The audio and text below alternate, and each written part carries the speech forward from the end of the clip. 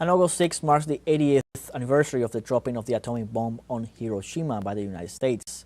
Monday, August 6, 1945, the Little Boy nuclear bomb was dropped on Hiroshima, followed by the detonation of the Fat Bomb over Nagasaki on August 9.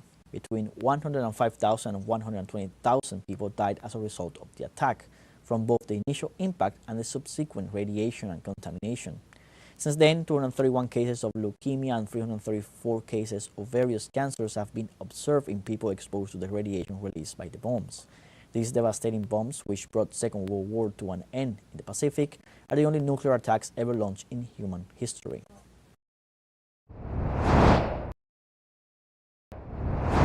In Lebanon, the Hezbollah resistance movement rejected the U.S. government's plan to dismantle 50% of the Lebanese resistance infrastructure. The Secretary General of Hezbollah resistance movement, Sheikh Naim Qassem, warned that the project promoted by the Trump administration envoy aims to grant strategic advantages to Israel, denouncing that this constitutes a direct attack against national sovereignty. Qassem denounced that Washington's proposal calls for the dismantling of Hezbollah's defensive capabilities in just 30 days, in exchange for the alleged partial Israeli withdrawal from 3 Lebanese areas. Hezbollah condemned that while Beirut calls for the disarmament of the resistance, Israeli bulldozers are fortifying military sites in the region.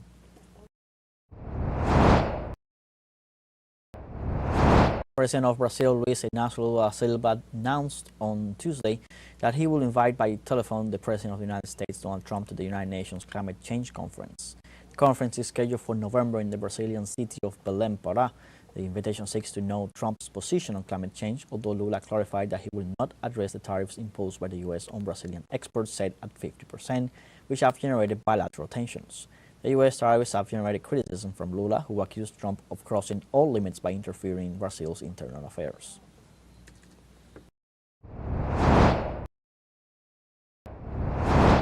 We continue with this session. Now I call on the brother to read the second point of the agenda.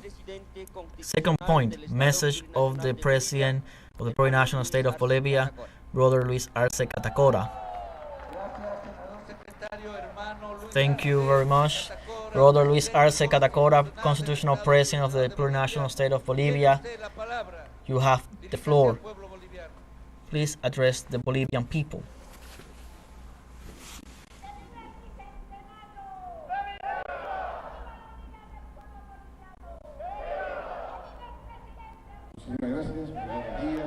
Thank you very much. Very good morning to all.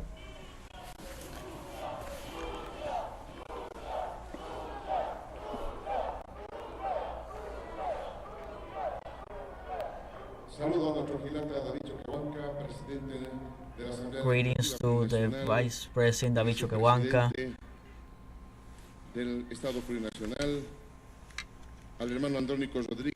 to Brother Andrónico, the President of the Chamber of Senators,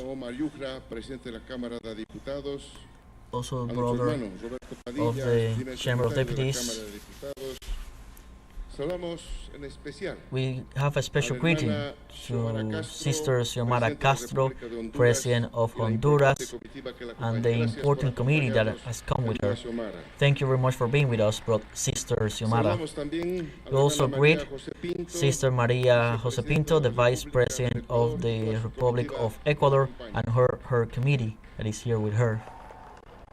To brothers and sisters senators, brothers and sister deputies, we greet the President of the Tribunal Electoral Tribunal, all different authorities, attorney generals. A greeting to all the international delegations of different countries that accompany us in this important date. Brothers of Honduras, Ecuador, India, China, the Netherlands, Vietnam, Australia, Saudi Arabia,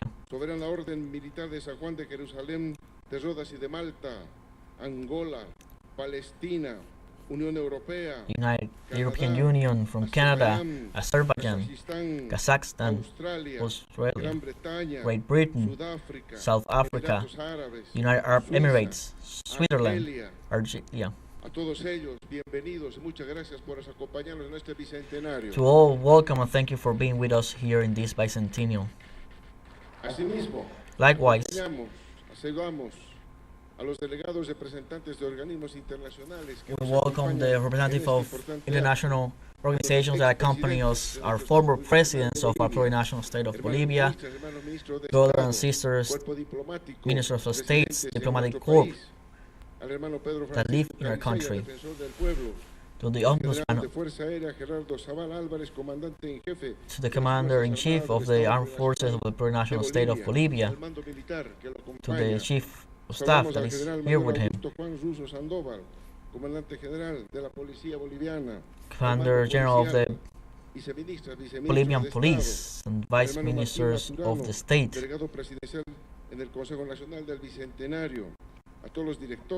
so we greet all the directors and managers, the governor of Chuquisaca, the governor of Oruro,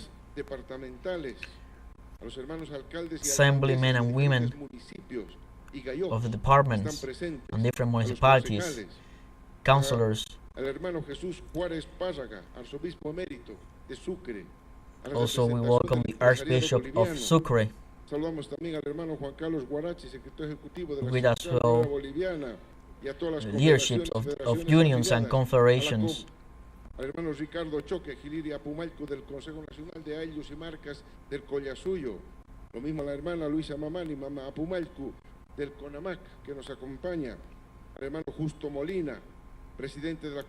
Welcome the President of Confederation of Indigenous People of the East, the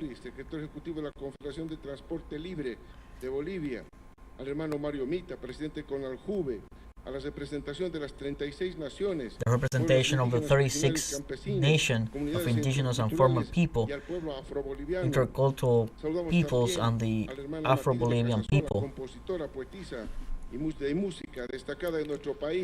Welcome distinguished writer Casasola, who is also with us, and the representation of Confederation of Farmers and Indigenous, to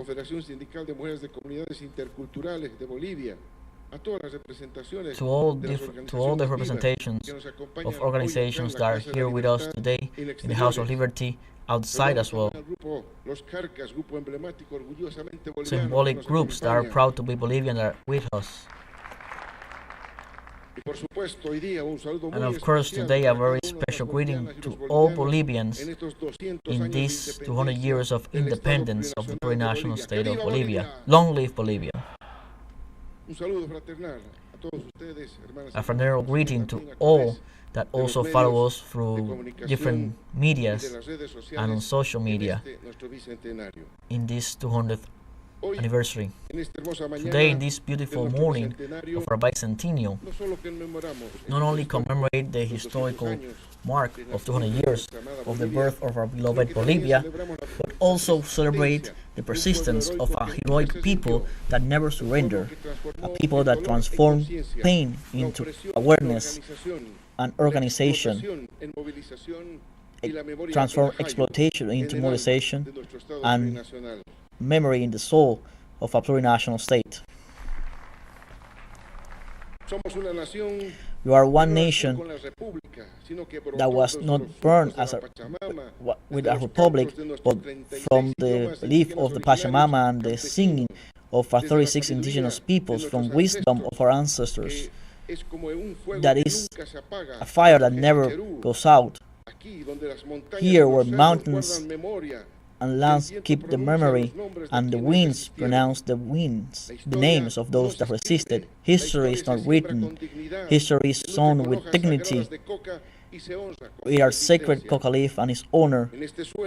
In this soil, nor chains or swords, nor luggage full of empty promises, were able to break the indomitable spirit of the indigenous nations, of workers, of miners, of women that weave with courage from the hunger of children and young that dreamt beyond misery to which they were condemned for decades. Today, brothers and sisters, the heart of our Bolivia beats with strength because we still carry inside the spirit of Tupac Katari, the bravery of Bartolina Sisa, the rebellious of Atiwatipunta, the heroic conviction of Juana Azardui, the dignity of Marcelo Quiroga Santa Cruz,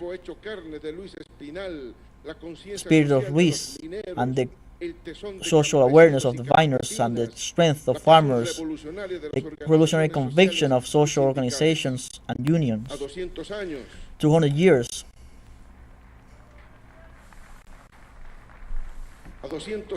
200 years from our independence, we are not celebrating only a date, we are raising with pride the flag that is tricolor, but also a huipala, which is the flower of Cantuta and Pantuhu, which is plurinational, which is sovereignty, which is the nationalization and industrialization, the flag of our second and definite independence. With this conviction and with this life memory that comes from our roots, I want to address you. What does Bolivia want to say? An endless love of freedom. This is what Liberator Simón Bolívar said. And on our bicentennial, we remember that nothing could put out the flames of the patriots, of those with decision, bravery, and unity, fought and gave their lives to leave us a beautiful homeland, independent, without oppression, that invite us to find a better future for our coming generations. In every struggle, in every victory, we understood that unity makes the strength, as our coin says. For 200 years of struggle of life independently brings us together around a common history of struggle and victories that brings us to memory the learning that not a single victory, that any battle against those that wanted to submit us were easy, but united as our heroes, we were able to defeat them all. The attempt to oppress and sack our homeland. The bicentennial of Bolivia also means 200 years of dreams, of hopes, and sacrifice of our people. We are a country characterized by popular sectors that are rebellious, indomitable in the face of exploitation. Bolivia is the cradle of all civilizations. In our territory was born and went to other places for centuries, the ancestral cultures. And also here we saw the cultures of Inca and many others. In the Andes and valleys, among many others, they are the origin of our valuable cultural diversity. When the Spanish arrived to this region of our continent, they found great wealth that were important for development of markets before capitalism. The exploitation of the rich veins of silver in Potosí was made under slavery of indigenous and Afro descendants. Potosí became the greatest deposit of silver in humanity to be exploited at the cost of hundreds of thousands. Spanish founded the House of Coin with the aim of coining the sacred metal, which became the currency of the world. The life of indigenous people was completely destroyed by 3 centuries of colonial rule, exploitation, and slavery work. The loaded workloads, the heavy load works, and indigenous tribute had an effect for the most important insurrection against the crown, that of Tupac Amaru II, and in Cusco, preceded by the rebellion of Tomás Katari, by the uprising of also other brothers Nicolás, and in a second stage, Tupac Katari, Bartolina Sisa, and Gregoria from Altiplano, decades before the outburst of the independence movement in Hispanoamerica.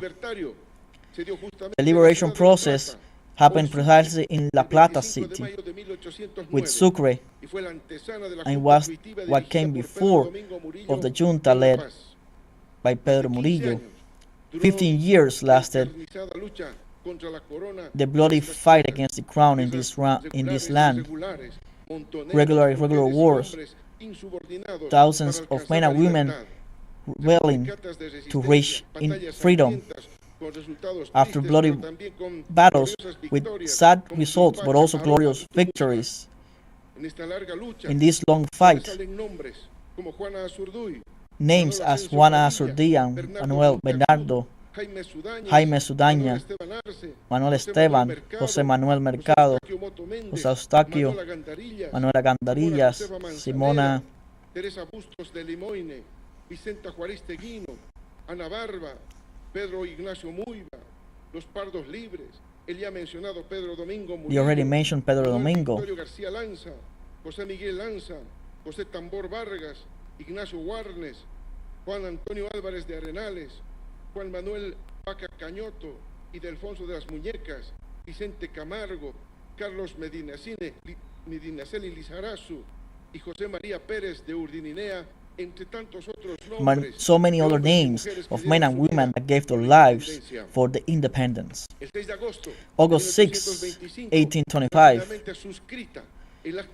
Independence Declaration was signed of the province of Upper Peru of the Republic Bolivar, the favorite daughter of the liberator, which became the protector, which was quickly succeeded by the Born Marshal José Antonio Sucre. In this declaration, the departments of Upper Peru, in this fair and magnanimous resolution, protest to the whole earth that their irrevocable will is to be self-governed and be ruled by the Constitution, the laws and authorities that they elected, and they believe that will be the ones that knew better for their future happiness as a nation. Simón Bolívar, an exemplary revolutionary man of the time, who also did a common cause with our heroes, those that fought for independence and equality for all, and not just for a few, are many of the decrees that have been made by him before and after August 6, among them that of the abolishment of personal services of indigenous, that of popular education, that of liberation of slaves, and the abolishment of tributes are among the most astonishing. Bolivia was born independence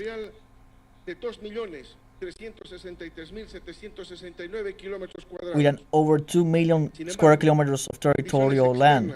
However, external ambitions, in complicity with internal oligarchies, executed plans to take away our natural resources and territory to benefit themselves and enrich the empires of the time, which happened that more than half of our territory was usurped, and today we have a territorial extension of over 1 million square kilometers. However, history has shown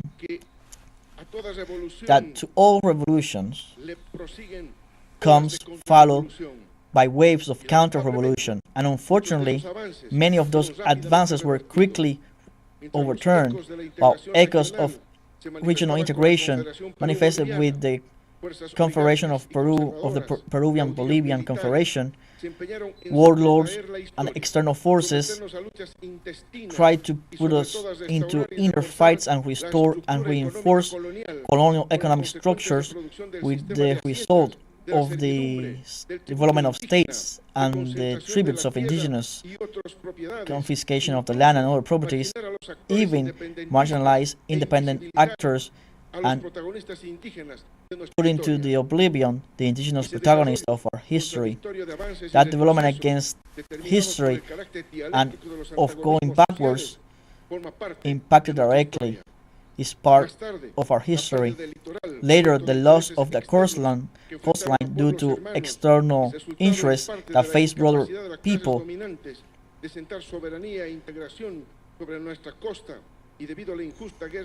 and due to the unfair war of the Pacific to which we were dragged to, mutilated our sovereign access to the sea. Our country, besides being besieged, continues to be sacked by a group of powers that took advantage of the exploitation of silver until the end of the 19th century and beginning of the 20th century, and then, as we all know, by the famous mining,